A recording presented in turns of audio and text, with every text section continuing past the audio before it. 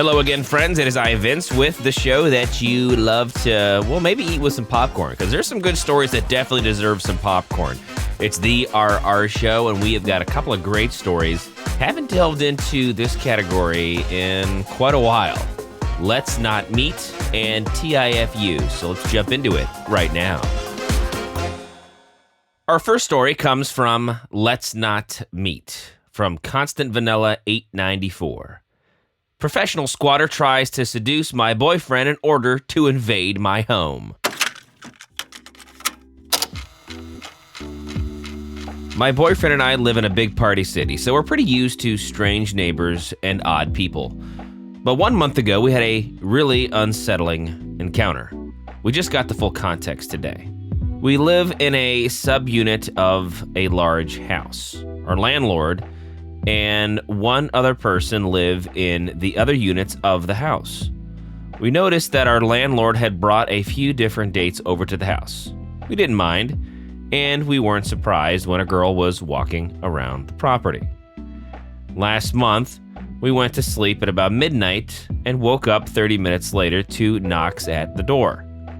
I told my boyfriend not to open it, but he said it was the girl that we saw earlier.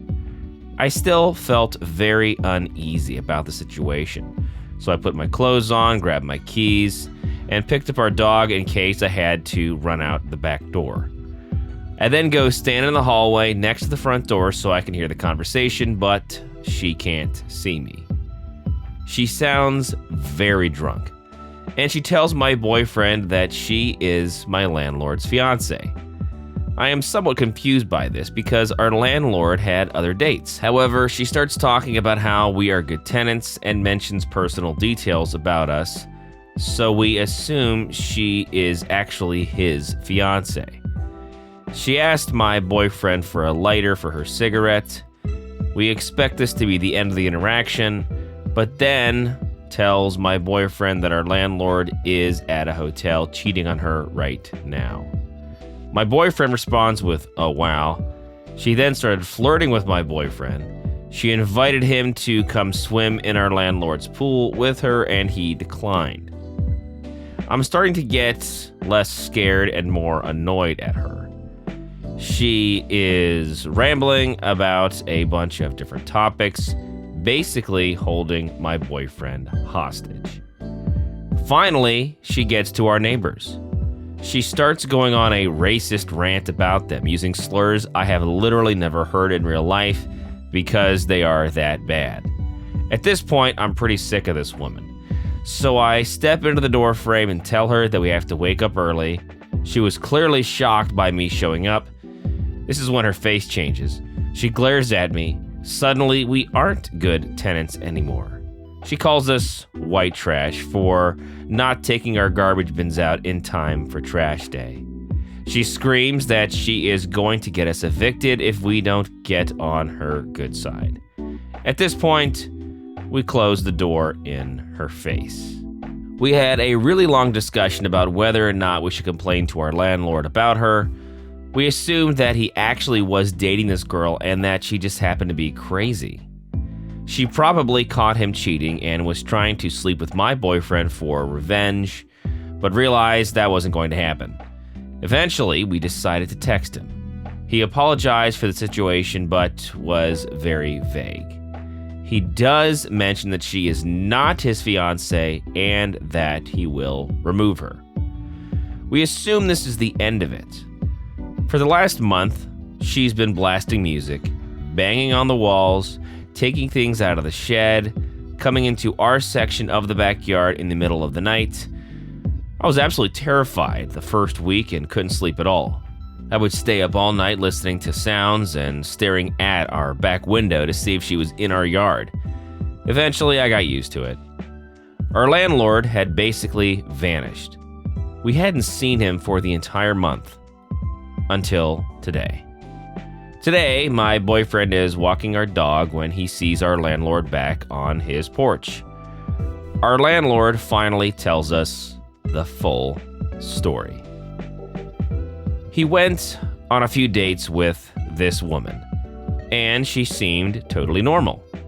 Eventually, they go back to his section of the house. And when he wakes up, she is behaving much differently. He asks her to head out while he goes to work. He comes back and she's still there. It turns out that this is what she does. She goes home with men and invades their home until they get her lawfully evicted. My landlord went to a different property for a month while he worked on his case to get her evicted. We found out that she got served an eviction warning the same day that she came to our house. That's why she was flirting with my boyfriend in an attempt to squat in our home. That's why she was so angry when she found out I lived there too. My landlord actually negotiated a way to get her out of the house a few days early. He bought her a one-way flight to another state. So if you live in the Midwest, watch out. She's coming north. I'm very thankful that it's over. So let's not meet again, squatter girl.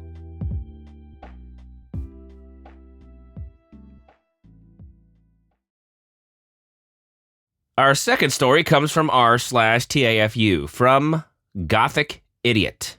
TIFU by taking a prank seriously. After I came home from college, I, 18-year-old female, was calling my best friend when I ended up getting a string of texts from an unknown number that kept asking me where I was and claimed that I had something I wasn't supposed to have. Initially, I laughed it off and played along, thinking it was my little half-sister on one of her friend's phones trying to prank me, when the number kept calling me. I kept declining because I wanted to talk to my friend, but she told me that it would be fine if I answered since the person said they explain everything over the phone. The person who answered sounded like a 30-something-year-old man. He told me his name and said he'd like to stand on business, but the voice was so hard to understand that I got impatient and hung up.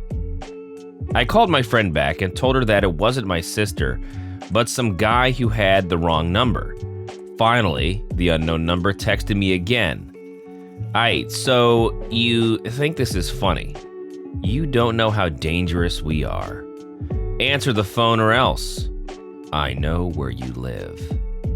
I roll my eyes at this point.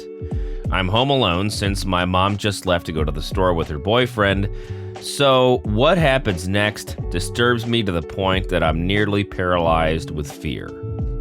The person asks, "You live near restaurant name in my town's name, right? With your mom's name." "Yeah, I've been watching you, my name.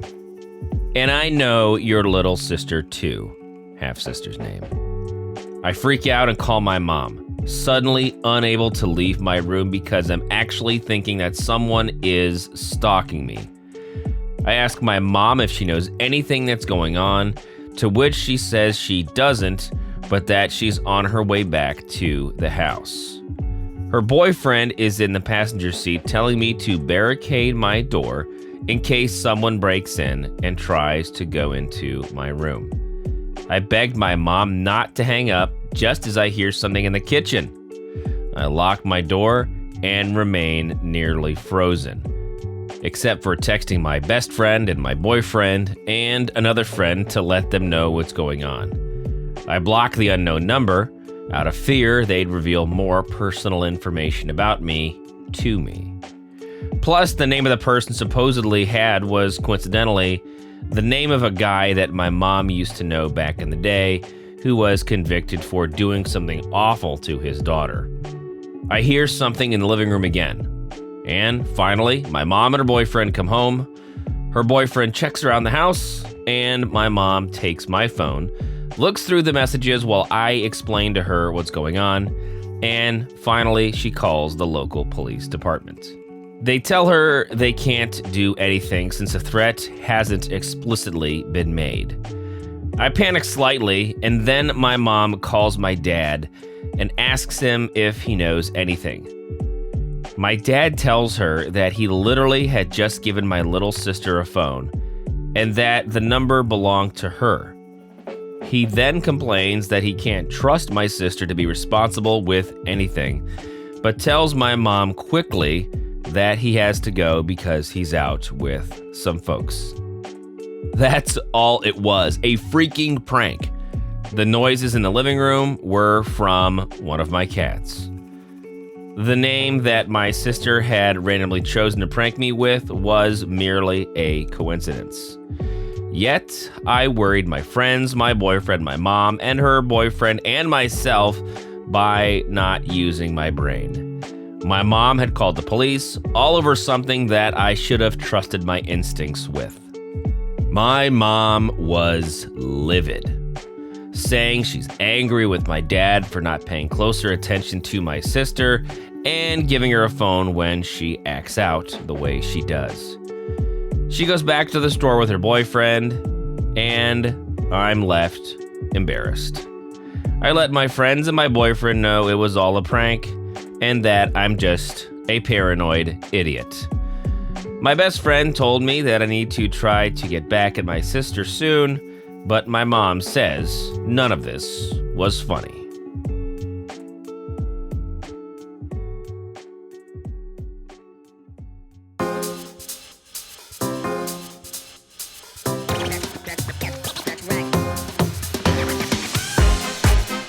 So thanks for being with us. The RR Show is a production of Evergreen Podcasts and Wessler Media.